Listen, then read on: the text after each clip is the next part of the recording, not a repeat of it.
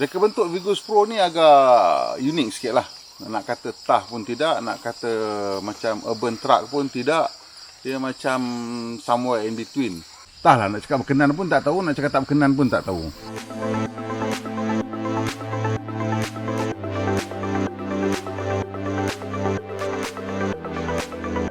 Ikhlas saya katakan, reka bentuk luar Vigus Pro ni kelihatan sepertinya dihasilkan oleh satu jawatan kuasa yang telah menyenaraikan pelbagai gaya yang diorang dah kenal pasti dari kenderaan yang sedia ada, yang diorang suka, dan itu diberikan kepada reka bentuk yang disuruh menggunakan setiap unsur ada dalam senarai tersebut. Hasilnya seperti yang dijangkakan ialah sebuah pickup yang mempunyai terlalu banyak gaya reka bentuk yang dicedok dan dicampur aduk tanpa satu gambaran yang besar tentang sifat, jiwa maupun imej yang mahu diterapkan. Dan ini ialah satu tema yang berulang kali bila kita bincangkan tentang pickup ini. Muka depan Vigus Pro ni kelihatan seperti ia cuba menggabungkan gaya sebuah sedan dan SUV. Tengoklah lampu tipis tu dengan jeriji gergasi, seolah-olah diilhamkan oleh Audi dan Toyota serentak. Dari sisi pula kita boleh nampak ruang roda yang dikembangkan supaya kelihatan agresif, tetapi dengan menggunakan tema trapezoid yang kelihatan janggal kerana roda kelihatan kecil. Tengoklah berapa banyak ruang kosong antara roda dan badan kereta tu. Pada saya, bahagian depan kelihatan seperti ia dilakar oleh seorang peminat siri Transformers. Dan ia cuba memberikan kenderaan ini gaya teknikal dengan pelbagai penggunaan permukaan. Pening saya tengok. Semua idea yang mereka gunakan kini bertembung. Ingat tak masa kita di sekolah menengah tu, bila nak tulis karangan atau membuat kerja lukisan, kita cuba masukkan semua elemen yang telah diajar oleh cikgu kita untuk mendapatkan markah paling banyak. Memanglah cikgu kita akan bagi markah untuk setiap elemen yang kita masukkan dan mungkin juga dapat skor yang agak tinggi.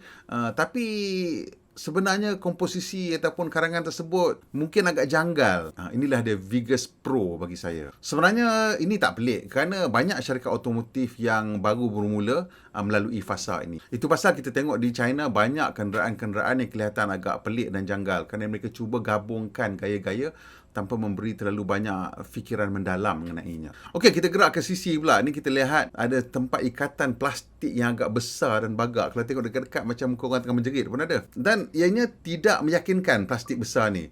Pasal kalau kita nak gunakan tempat ikatan kat tepi ni, kenapa tak guna besi? Plastik ni adalah plastik, kita tak rasa ianya kuat. Dan ianya besar dan nampak macam, kenapa besar sangat? Bila saya tengok reka bentuk lampu belakang pula, ni saya rasa ni macamlah benda yang terakhir yang perlu disiapkan sebelum nak hantar assignment kan. Jadi dilukis je lah apa yang paling mudah yang boleh. Tapi yang pastinya mesti kena teruskan dengan tema Transformers. Saya nampak Optimus Prime kat sini. Awak nampak apa? Bila kita tengok berapa banyak plastik hitam yang digunakan sebagai kemasan ataupun ciri praktikal di seluruh keluar bahagian kereta ni, saya rasa reka bentuk Vigus Pro ni memang tak diberi kebebasan untuk melakarkan yang terbaik dan juga tidak diberi kebebasan untuk memilih bahan yang perlu digunakan. Dia orang ni kena ikut kos dan pilihan bahan yang sangat ketat. Ini bukan saja jelas di bahagian luar tapi juga melarat ke reka bentuk kabin. Okey, sebelum kita ke kabin, kita tengok pickup bed dulu. Jadi ruang barang ni ialah ciri penting lah untuk pickup truck. Dan ini dalam kereta ni dibalut dengan plastik hitam yang kelihatan agak tebal dan lasak. Jadi tak ada masalah kat situ. Dan juga ada beberapa tempat ikatan di sekeliling tempat barang. Yang saya tak faham ialah kenapa plastik tersebut tak naik ke atas tebing dinding pickup. Saya rasa banyak juga pickup yang melitupi kawasan ni untuk mengelakkan ianya bercala kan. Juga Vigus Pro ni tidak dilengkapkan dengan sebarang cara untuk meringankan dia punya pintu belakang tu lah. Sekarang ni ciri tu banyak ditawarkan oleh pelbagai pickup dengan menggunakan dawai tebal berkembar sebagai rasuk kilasan ataupun torsion beam bila kita angkat jadi ringan. Okey, sebelum kita memandu, jom kita tengok kabin dulu. Seperti reka bentuk luaran, gaya kabin ni juga ialah gabungan terlalu banyak elemen yang mungkin diilhamkan oleh reka bentuk luar yang sedia ada. Sebagai contoh, kita tengok reka bentuk konsol tengah dengan skrin diapit oleh corong pendingin hawa tu, nampak macam pernah tengok tak? Saya nampak macam kabin Isuzu D-Max tahun 2015. Cuma kali ni dia orang gunakan skrin besar. Kalau yang dulu tu mungkin menggunakan radio biasa lah. Reka bentuk dan grafik masa kat meter pula ada macam ada gaya satu jenama Eropah. Paling saya terkejut ialah dia punya tombol gear lah. Tombol gear tu kalau tengok betul-betul memang macam sebiji Peugeot 208 dan 308 punya. Kita tahulah dekat China ni memang banyak pembekal-pembekal yang mungkin membekalkan kepada pelbagai jenama dan mungkin dia orang ambil kan daripada parts bin dia orang tu dan sambung dan gabungkan dan ubah sikit-sikit. Tapi nampak pelik lah dalam kabin ni. Jadi lagi sekali semua kotak ditanda dalam kabin ni. Semua ciri ada. Tapi hasil dia tu tak begitu sekata. Nasib baiklah dari segi ergonomik pemandu, kereta ni boleh diterima lah. Dan ruang kabin belakang juga taklah sempit. Jadi seat ni saya dah laraskan macam biasa untuk kepentingan saya. Dan kedudukan belakang ni agak tegak sikit lah. Dia punya seat back ni, sudut dia tu agak tegak sikit menegak. Tapi ruang lutut tu boleh lepas lah. Boleh lepas agak satu genggam tadi lagi. Dan ruang bawah kursi pun agak okey juga, tapi saya pakai slipper nipis hari ni. Kalau pakai kasut tak tahu lah, tapi bagusnya kat bawah ni dia letak span lah, so tak adalah sakit sangat. Center armrest tak ada, tapi ada Isofix. Cuma saya agak terkejut dengan pilihan fabrik lembut untuk sebuah pickup untuk orang kerja lah. Dan selalunya orang kerja lasak ni dia orang pakai tali pinggang besar dan selalu dia orang sangkut macam-macam lah. Pisau, kunci dan apa-apa bagai dekat tali pinggang tersebut. Nampak fabrik lembut ni saya rasa takut cepat koyak lah, itulah dia masalahnya.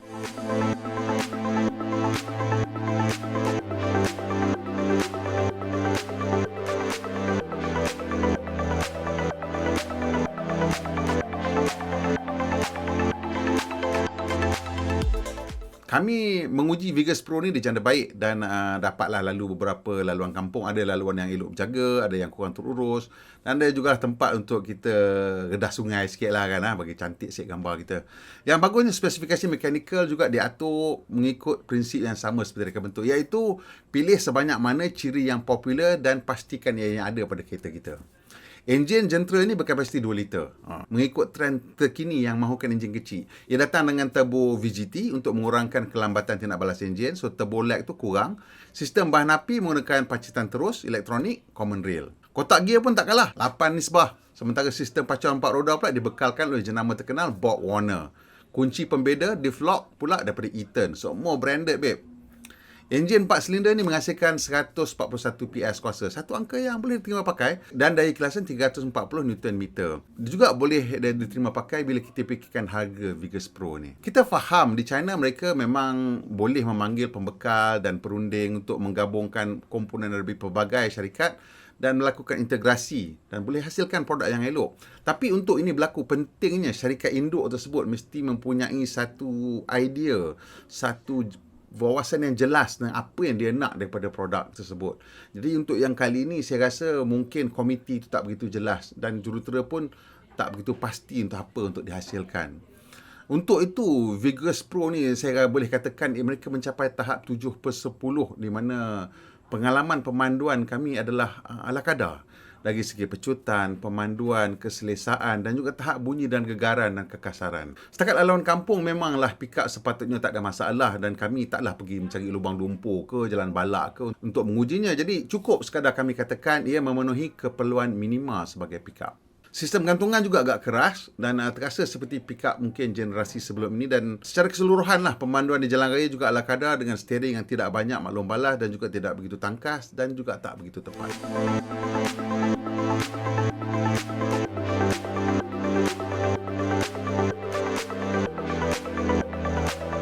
Persoalan yang kerap timbul dalam minda saya bila kita memandu Vigus Pro ni ialah siapa yang nak beli kenderaan ni. Mengikut jurujual mereka lah, ia disasarkan kepada pembeli yang mahu mencuba pickup kali pertama, pembeli persendirian dan tak mahu berbelanja lebih. Juga ia disasarkan kepada pemilik perniagaan yang mahukan jentera kerja yang agak lasak sambil tak mahu berbelanja besar. Jadi kira kunci kejayaan pickup ni ialah harga lah dan spesifikasi yang cukup syarat tu. Cuma dalam fikiran saya lah, pickup ni hidup dengan reputasi nama dan jenama dan bukan harga sebenarnya. Kalau kita tengok pickup paling popular di Malaysia ialah Toyota Hilux. Dan Hilux bukanlah pickup yang paling murah. Malah boleh kita katakan Hilux ialah pickup yang paling mahal tetapi paling laku.